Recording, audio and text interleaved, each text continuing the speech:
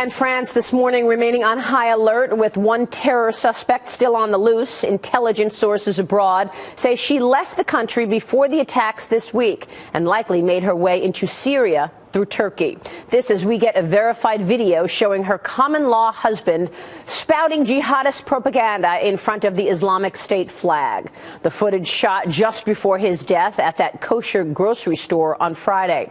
He's also now being linked by prosecutors in the shooting of a jogger. Meanwhile, European leaders right now gathering in Paris for a unity conference. Thousands of police and soldiers deployed, more than 50 global leaders trying to keep things safe in the streets of Paris. Our own Attorney General Eric Holder attending an international conference there. He says the U.S. still has, quote, no credible information to determine who is behind these attacks. Joining me right now is South Carolina Senator Lindsey Graham, who sits on the Senate Armed Services Committee. And, Senator, it is good to have you on the program this morning. Great. To Eric Holder, there's a lot of credible information that the people behind these attacks are radical Islamists who've been involved in the fight for years. One of them went to jail for flowing fighters into Iraq. So this is not a mystery. Attorney General Holder, we know exactly what's going on here. Well, I mean, it is quite extraordinary, actually. I mean, we know we do have evidence. Why would he say there's no credible evidence? I have no idea. Yeah. I have no idea why the President of the United States won't call this a religious war when the President of Egypt does. Our strategy to combat radical Islam is failing. President Obama's worldview has been, I don't want to be George Bush. Radical Islam has risen in the last 3 or 4 years on his watch. Pulling our troops out of Iraq against sound military advice allowed al-Qaeda in Iraq to rise again to become ISIL, not supporting the Free Syrian Army 3 or 4 years ago when it would matter. Taking Gaddafi down without dealing with the militias has been a perfect storm to lead the rise of radical Islam all over the world, and I put it at the feet of our president. And yet Eric Holder is the person that the president decided to send into the middle of all of this. Why that choice is also a question. Well, last time I checked, we're at war. I wouldn't send my attorney general if I were president to deal with radical Islamic terrorists. We're at war where this is an international war. It's a global war. We don't have a strategy. I hope the Congress will do a global risk assessment about how many groups are out there and what kind of comprehensive strategy we can come up with to defeat them. The attorney general is a law enforcement officer, and it says all you need to know about Obama's view of this conflict. He thinks it's a crime out of control. I think it's a war out of control.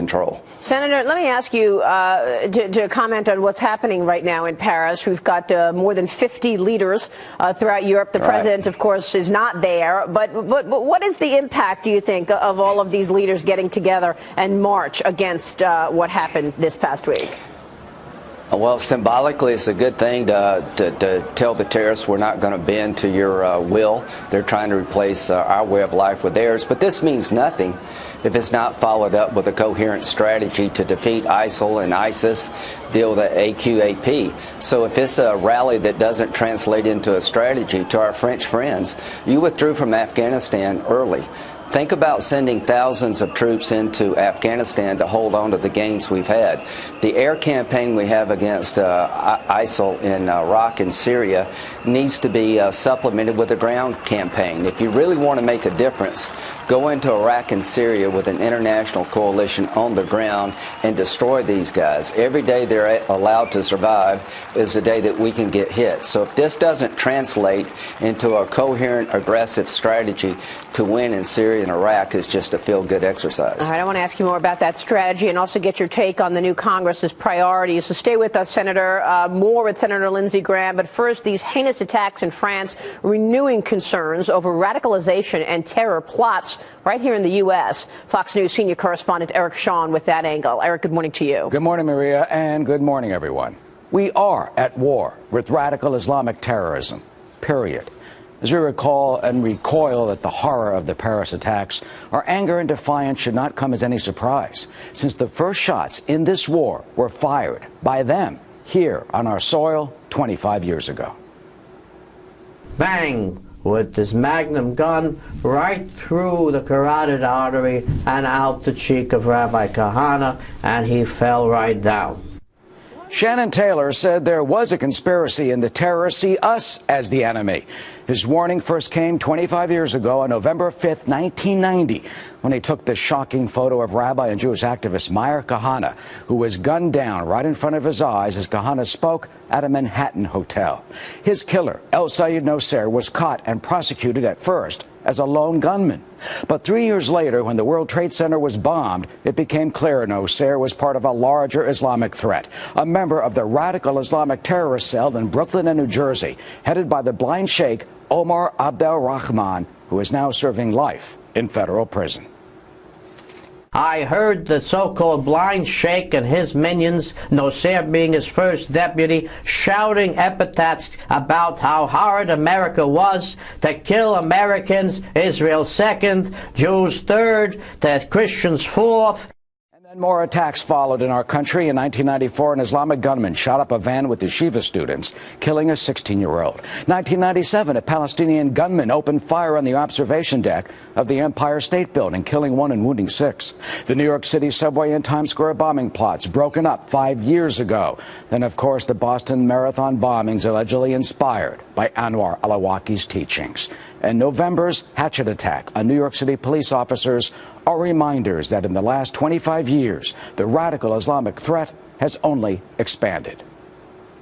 They are ready to strike. They say they want to strike, whether it's ISIS, whether it's taking over Saudi Arabia, whether it's in the Philippines or Malaysia. We are the prime target since Noser. It has never stopped.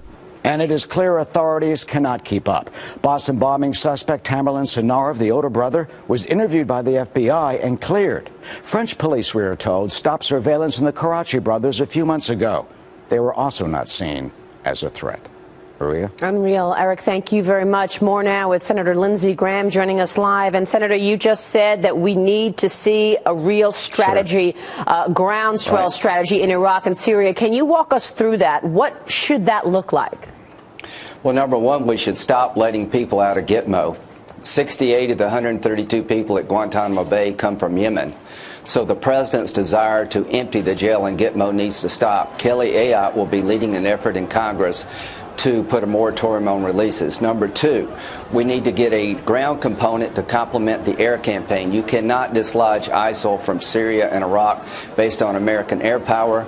There is no mythical Arab army in the making. We're going to need an international force, at least 10,000 Americans to provide intelligence, logistics, special forces, and air assets to take on ISIL. Mosul is 10 times larger than Fallujah. It took 8,000 Marines to liberate Fallujah with the Sunni tribal leaders. We need a ground component to supplement the air campaign and go after these guys in Iraq and Syria so they do not enjoy a safe haven from which to attack the United States. Do you expect the new Congress to be able to move the needle on this? The president has been adamant that he does not want ground forces. He has been adamant that he wants to. He said the goal is to degrade and destroy ISIL. He doesn't have a strategy in place that can accomplish that goal. His goal really is, Maria, is to run out the clock and pass this on to the next president. And if we wait 2 or 3 years to deal with these guys, the likelihood of getting attacked at home is great. So I hope the Congress will push back. I hope the Congress will shut down this wholesale release of Gitmo detainees that are going to go right back to the fight. 30% of the people released from Guantanamo Bay have gone back to the fight. If we keep releasing the people, we're going to have to fight them all over again. I hope the Congress will put on the table the idea of winning in Iraq and Syria, that we're fighting a religious war. President Obama's strategy is not going to degrade or destroy ISIL. It's going to allow this conflict to go further and longer. And we have let Libya fall apart. We're letting Yemen fall apart. The biggest prize of all is Iran. The administration is negotiating with the Iranians over their nuclear program.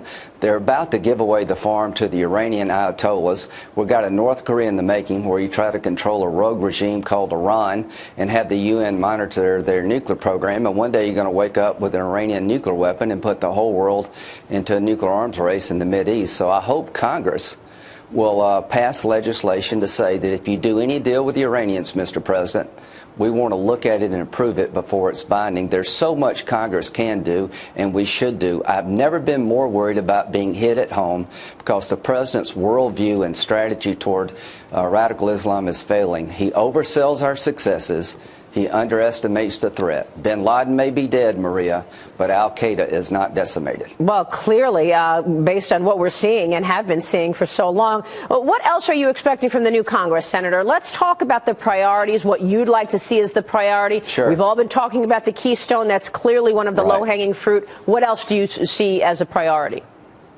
Making sure that no deal with the Iranian nuclear program involving the Ayatollahs gets implemented without congressional approval. Number two, if the Congress doesn't wake up and replace the defense cuts and intelligence community cuts under sequestration, we're complicit in the next attack. We're on track to reduce our military spending from 2016 to 2020 to have the smallest Navy since 1915, the smallest Army since 1940, the smallest Air Force and Marine Corps in history, and we're decimating the NSA, the FBI, the CIA. Our entire intelligence network gets destroyed under sequestration. So I'll be looking with to Democrats and Republicans to find an alternative to replace the sequestration cuts that gut our ability to defend our homeland against the growing threat. That's a priority. After that, I want to try to flatten out the tax code, create jobs in America, replace the EPA regulation on carbon that's destroying the ability to create jobs.